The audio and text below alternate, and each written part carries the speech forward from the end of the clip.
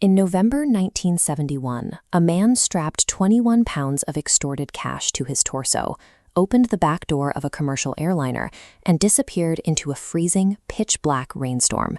He took $200,000 and left no trace. Earlier that afternoon, on Northwest Orient Flight 305, the man who called himself Dan Cooper ordered a bourbon and soda. He wore a dark business suit, slip-on loafers, and a neatly pressed white shirt. When a flight attendant passed by, he opened a dark attaché case just enough to reveal a battery, wires, and several large red cylinders. This is an image of the Northwest Airlines Boeing 727 on the tarmac, specifically highlighting the lowered aft air stairs beneath the tail. Cooper commanded the pilots to fly unpressurized at 10,000 feet, maintain a sluggish speed of roughly 170 knots, and lower the wing flaps to 15 degrees. Those exact, highly specific aerodynamic parameters were the only way to safely deploy those rear stairs during flight, without tearing them straight from the fuselage.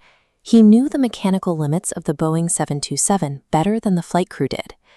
By the time the plane landed safely on the tarmac in Nevada, the passengers were unharmed, the money was completely gone, and the hijacker had executed a seemingly flawless operation. Law enforcement and military personnel immediately flooded the rugged, heavily forested foothills of the Cascade Mountains. They scoured Clark and Cowlitz counties from the air, dragged the local rivers, and walked grid lines through the dense wilderness. They never found a parachute, a briefcase, a body, or a single $20 bill. Decades of traditional grid searches yielded nothing. To find the ghost of Flight 305, investigators eventually had to stop looking at the physical forest and start looking through a microscope. Before jumping, Cooper took off his black JCPenney clip-on necktie and left it resting on the cushion of seat 18E. For nearly 40 years, it sat in an evidence locker as a static artifact. In 2009, an independent scientific team, known as the Citizen Sleuths, applied adhesive stubs to the tie's fabric. They utilized scanning electron microscopy, a technique that uses a focused beam of electrons to generate ultra-high-resolution images of microscopic topography.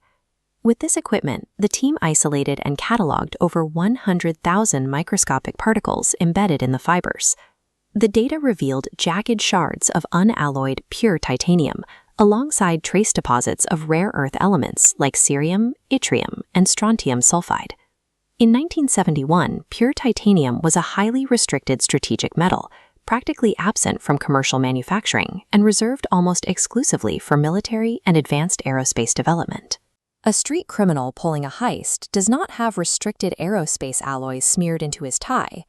The particulate signature points directly to a specialized technician working inside a tightly controlled metallurgical laboratory in the Pacific Northwest or the Rust Belt. The tie suggests a brilliant, highly educated professional. The flight plan demonstrates an intimate knowledge of aviation mechanics. Yet the moment Cooper stepped out of the cabin, his choices revealed a startling lack of basic survival skills. This diagram shows the descent profile of the parachutes provided to the aircraft. Cooper deliberately left behind a high-quality, steerable civilian parachute. Instead, he strapped on a military-issue NB6 back rig.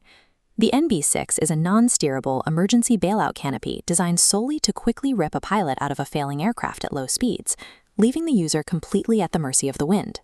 He then used a pocket knife to cut the lines of a functional reserve parachute, presumably using the strong nylon cords to tie the heavy bag of ransom money to his chest.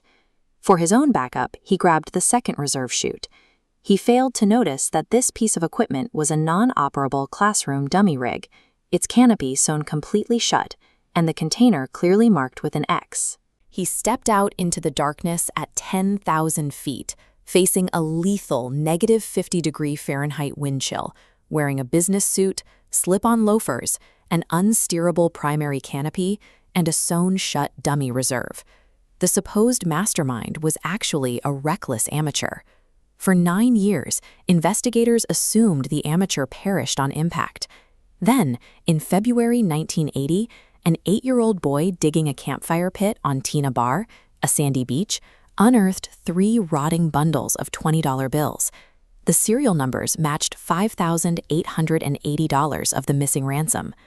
The citizen sleuths eventually subjected these decaying bills to intense microscopic analysis.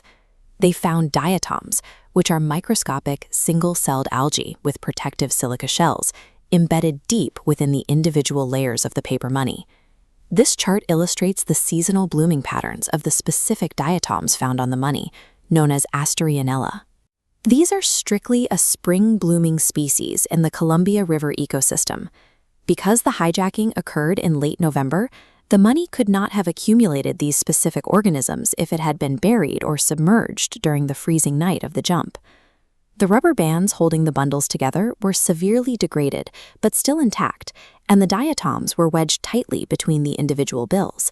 If the money had tumbled freely down miles of rocky riverbeds for months, those fragile rubber bands would snap, and the bundles would have scattered. Instead, the cash remained tightly compressed. The biological evidence dictates that the money was sheltered from the turbulent water and remained dry throughout the winter of 1971. It only entered the active river ecosystem during a subsequent spring season. The ransom was manipulated by human hands months after the FBI assumed the hijacker was dead. This rigid microscopic data acts as a highly effective filter against the hundreds of suspects evaluated over the last 50 years. It instantly disqualifies well-known copycats like Richard McCoy or younger military veterans like Robert Rackstraw, who lack any occupational connection to restricted aerospace metals. Instead, the particle evidence points toward men like Vince Peterson. Peterson was an engineer at a Pittsburgh steel laboratory that was one of the few facilities in the world handling the exact titanium antimony alloys recovered from the clip-on tie. In that specific laboratory environment, engineers frequently wore suits and ties while managing specialty metals for Boeing. Peterson matches the physical description and the occupational profile perfectly. However, his DNA and fingerprints do not match the partial profiles extracted from the aircraft cabin. To date, no single suspect has aligned with every piece of physical evidence.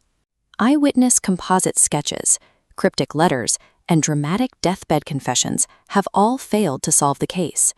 Traditional law enforcement methods have simply hit a brick wall against the immutable forensic facts.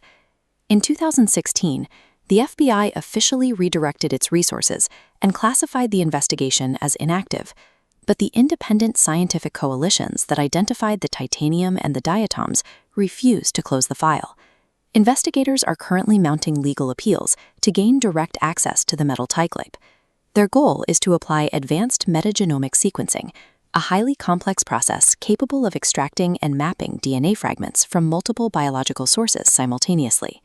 They aim to extract the residual skin cells and sweat trapped deep within the protected mechanical spindle of that clip. If they can build a complete single nucleotide polymorphism profile from that protected biological material, forensic genealogists could cross-reference the data against commercial databases and finally track down the hijacker's distant relatives. The man known as D.B. Cooper survives in the cultural memory as a paradox, a brilliant extortionist who nearly froze to death jumping with a dummy parachute. But while traditional detectives have moved on, the slow, relentless advance of microscopic science is closer than ever to finally giving the perfect ghost a real name.